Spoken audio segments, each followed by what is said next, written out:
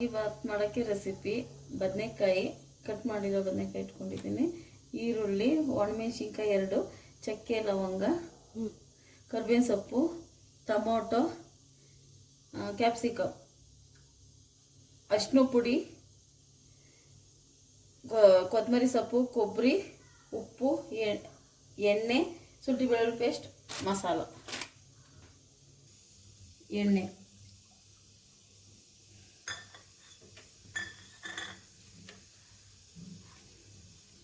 ಸ್ವಲ್ಪ ಸಾಸಿವೆ,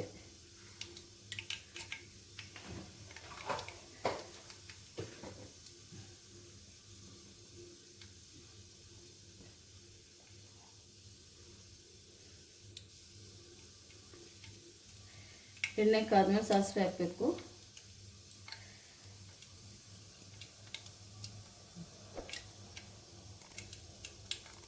ಸಾಸಿವೆ ಸಿಕ್ಕ ನಂತರ ಚಕ್ಕೆ ಲವಂಗ,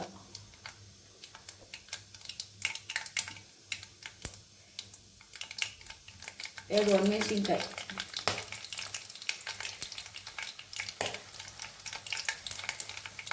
ಕರ್ಬೇವಿನ ಸೊಪ್ಪು,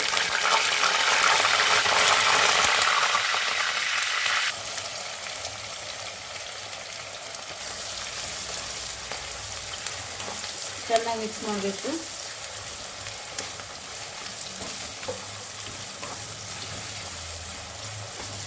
ಒಂದು 5 ನಿಮಿಷ, ತುಂಬ ಏನು ಫ್ರೈ ಆಗೋದು ಬೇಡ ಈರುಳ್ಳಿ.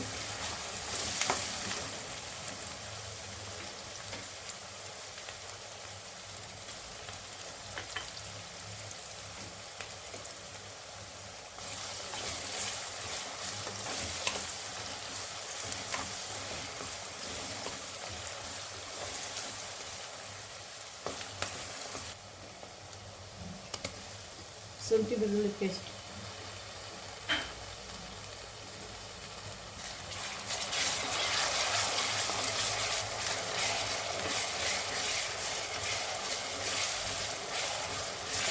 ಎಣ್ಣೆ ಸ್ವಲ್ಪ ಜಾಸ್ತಿ ಹಾಕ್ಬೇಕಿರುತ್ತೆ.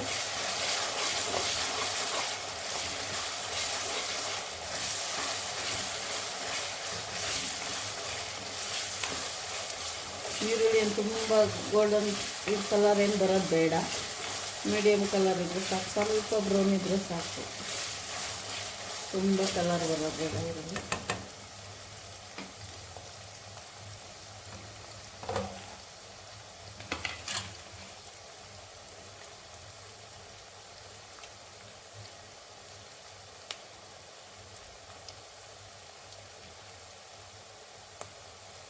ಬದನೆಕಾಯಿ ತೊಳೆದು ಕಟ್ ಮಾಡಿ ಇಟ್ಕೊಂಡಿರೋ ಬದನೆಕಾಯಿ, ಬದನೆಕಾಯಿ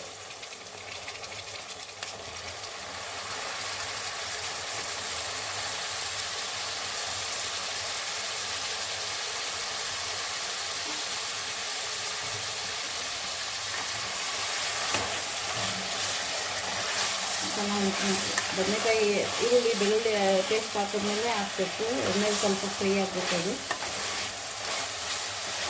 ಟೊಮೊಟೊ ಆಮೇಲೆ ಹಾಕಬೇಕು.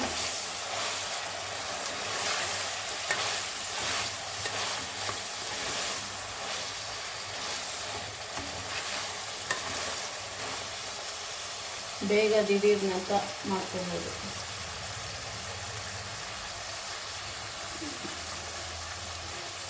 ಚಿಟಿಕೆ ಅರಿಶಿನ,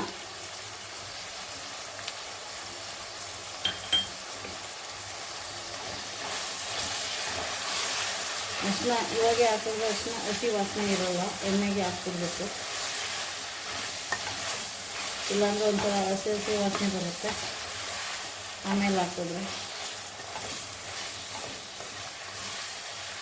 ಚೆನ್ನಾಗಿ ಮಿಕ್ಸ್ ಮಾಡಬೇಕು. ಅರಿಶಿನ ಹಾಕಿ ಲಾಸ್ಟಲ್ಲಿ ಹಾಕೋಕ್ಕೆ ಹೋದರೆ ಮಧ್ಯದಲ್ಲಿ ಟೊಮೊಟೊ ಹಾಕಿದ್ಮೇಲೆ ಹಸಿ ಹಸಿ ಸ್ಮೆಲ್ ಬರುತ್ತೆ.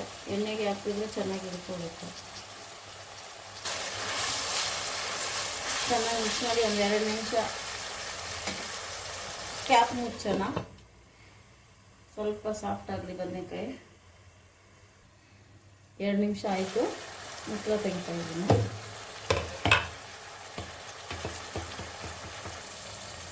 ಕ್ಯಾಪ್ಸಿಕಮ್ ಹಾಕೋತಾ ಇದ್ದೀನಿ.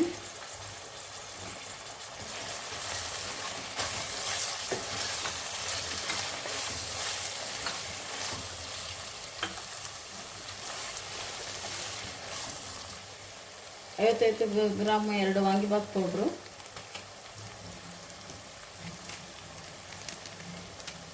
MTR 2 ವಾಂಗಿಬಾತ್ ಪೌಡರ್,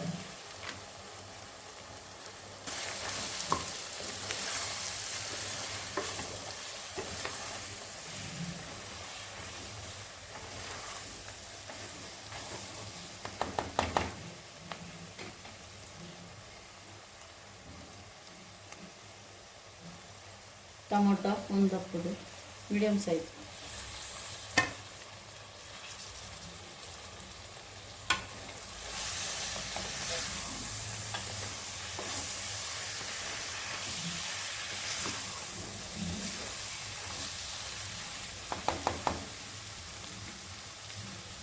ಉಪ್ಪು ರುಚಿಗೆ ತಕ್ಕಷ್ಟು,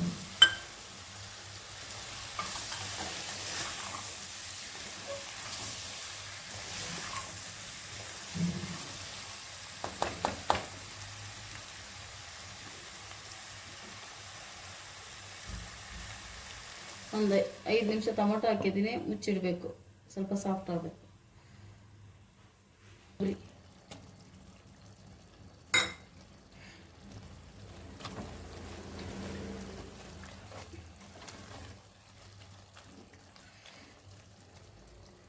ಕೊತ್ತಂಬರಿ ಸೊಪ್ಪು, ವಾಂಗಿಬಾತ್ ರೆಡಿ.